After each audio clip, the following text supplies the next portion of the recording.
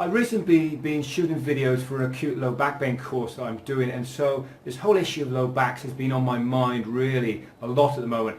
And also this issue of, are we holistic as practitioners? We think of ourselves as osteopaths as holistic practitioners, but often I don't actually think we live up to that dream, because often when we put our hands on someone, we've got this diagnosis in our head. We have to have this diagnosis, because the way that we're taught in university is that we have to have this thing to pin thing on. So the tutor comes out to us and they say to us, right, what's your diagnosis?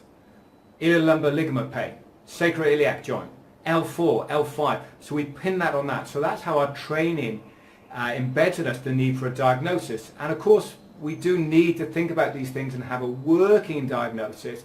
But I think for a lot of us, because of that training, when we put our hands on to treat, we honed it in and we said, right, I'm treating a disc. This person has got a disc problem. They had an SLR that was positive, they've got a disc problem. Or they've got a whatever. And so we forget that the whole of the rest of the body is there. There's whole of this dynamic of what's going on. Because if you think about a disc problem, unless somebody has had an injection into that disc, a needle has gone in and pierced it, then there's going to be other stuff that's going on. The trauma involved with that disc is going to involve the muscles, it's going to involve the ligaments, it's going to involve the bones, it's going to involve a whole bunch of stuff. And that really goes for everything we're treating in low back. And so what I'd say to you is, really to improve what we do, yes, get a diagnosis so that you can talk to the patient. A working diagnosis, it's a L4, or it's a disc, or it's whatever. But when you put your hands on the patient, actually blank your mind. Let go of that mental diagnosis that you've got and just receive what's under your hands and allow yourself to be truly holistic when we treat.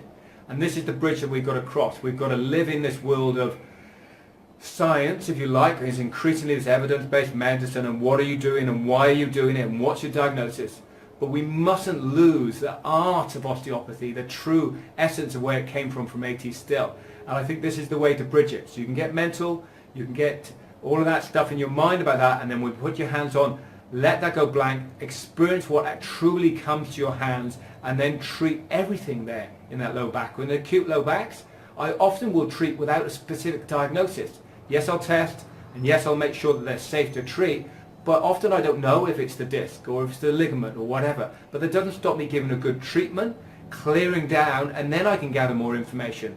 So don't dive in and restrict yourself. Be holistic, be true to the real dream that was AT Still's dream of osteopathy. For more articles and videos like this one, as well as courses on how to treat patients, please see our website www.kindredbee.com.